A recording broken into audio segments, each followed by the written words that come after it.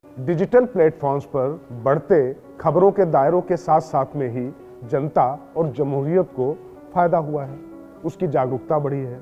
लेकिन इसके साथ ही कुछ दुश्वारियां भी सभी के सामने खड़ी हो गई हैं।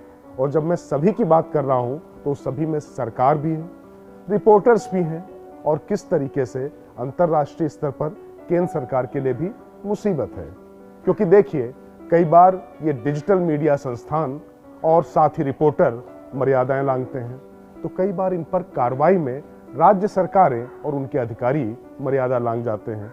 तो ये मर्यादा का उल्लंघन ना हो, जिससे अंतर्राष्ट्रीय स्तर पर सरकार की किरकिरी ना हो, इसको लेकर कुछ कदम उठाए गए हैं। तो राज की बात में बात होगी इन्हीं कदमों पर।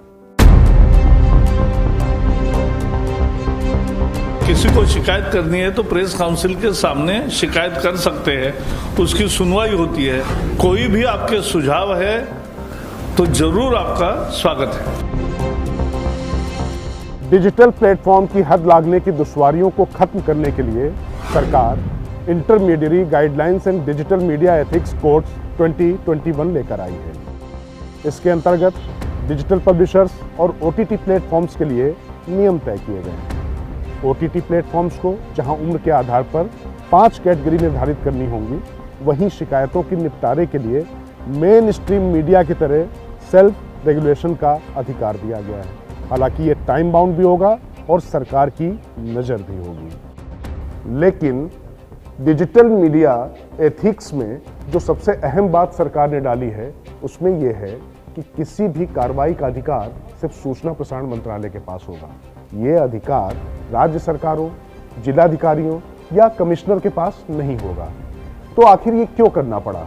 क्योंकि जहां डिजिटल प्लेटफॉर्म्स पर अतिवाद के आरोप लगे हैं, वहीं कई बार पत्रकारों को सच दिखाने की भी कीमत चुकानी पड़ी है।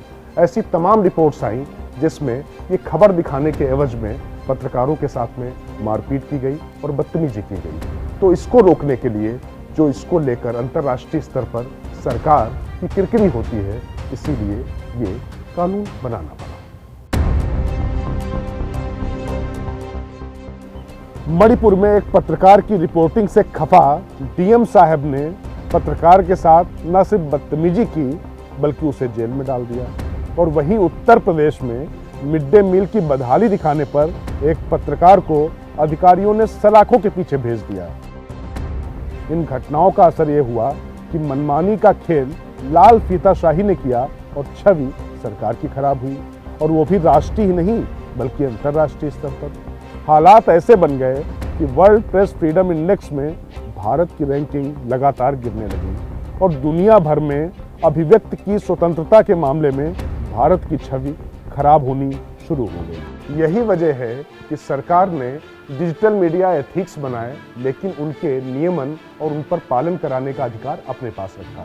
क्योंकि केंद्र सरकार को अब ये चिंता सताने लगी थी, कहीं राज्य सरकारों और उनके अधिकारियों की मनमानी केंद्र की छवि के खिलाफ बवंडर न खड़ा कर दे। साथ ही केंद्र को ऐसा लगता है कि जो डिजिटल मीडिया के पुरोधा हैं, उनके साथ भी अन्याय ना हो और उनकी नकारात्मकता भी खत्म हो।